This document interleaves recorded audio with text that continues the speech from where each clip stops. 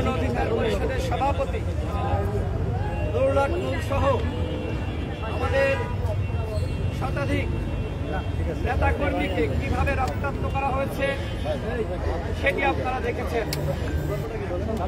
নুরুল হক নূরের উপর যে হামলা হয়েছে, এই হামলা কারা করেছে? আমরা দেখলাম যে সামাজিক যোগাযোগ মাধ্যমে অনেকেই ছবি এবং ভিডিও প্রকাশ করছে যে সেনাবাহিনী নুরুল হক নূরের উপর হামলা করে নাই। লাল শার্ট পরিহিত একজন ব্যক্তি নুরুল হক নূরের উপর হামলা করেছে। মূলত যে ভিডিও তারা প্রকাশ করছে সেখানে যার উপর হামলা করা হচ্ছে সাদা পাঞ্জাবি পরিহিত, তার নাম সম্রাট, সে আমাদের ছাত্র অধিকার পরিষদের কেন্দ্রীয় নেতা।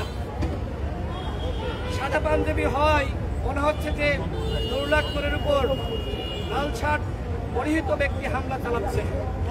মূলত এই হামলা নুরুল হক নূরের উপর নয়, এটা ছাত্রনেতা সম্রাটের উপরে।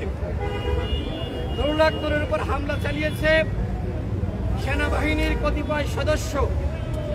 আপনারা দেখেছেন সেনাবাহিনীর একজন সদস্য লাঠি দিয়ে নুরুল হক নূরের বুকে খুঁচা মারছে এবং সেনাবাহিনীর সদস্যরা, আমরা যে সাংবাদিক সম্মেলন করছিলাম সেখানে এসে সেনাবাহিনীর সদস্যরা, নুরুল হক নূর, আমি সহ যারা সেখানে উপস্থিত ছিলাম, আমাদের উপরে সেনাবাহিনীর সদস্যরা হামলা চালিয়েছে। আমরা অতীতে সবসময় সেনাবাহিনীর পক্ষে বক্তব্য দিয়েছি, এখনো আমরা সেনাবাহিনীর বিরুদ্ধে বলছি সেটি নয়, কিন্তু সেনাবাহিনীর যে সকল সদস্যরা গতকাল আমাদের উপর হামলা চালিয়েছে, আমরা সেই সকল সেনা সদস্যদের বিরুদ্ধে আমরা প্রতিবাদ জানাচ্ছি। এর মানে এই নয় যে আমরা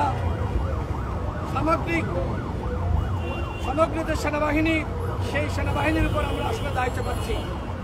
গতকাল সেনাবাহিনীর ঊর্ধ্বতন কর্তৃপক্ষ আমাদের সাথে যোগাযোগ করে, সেই যোগাযোগের প্রেক্ষিতে আমাদের নেতাকর্মীরা তারা কিন্তু যারা নাইটেঙ্গেল মোড় এবং বিজয়নগর পানি ট্যাঙ্কির মাঝখানে ছিল, তারা কিন্তু আমাদের কার্যালয়ে ফিরে আসছিল।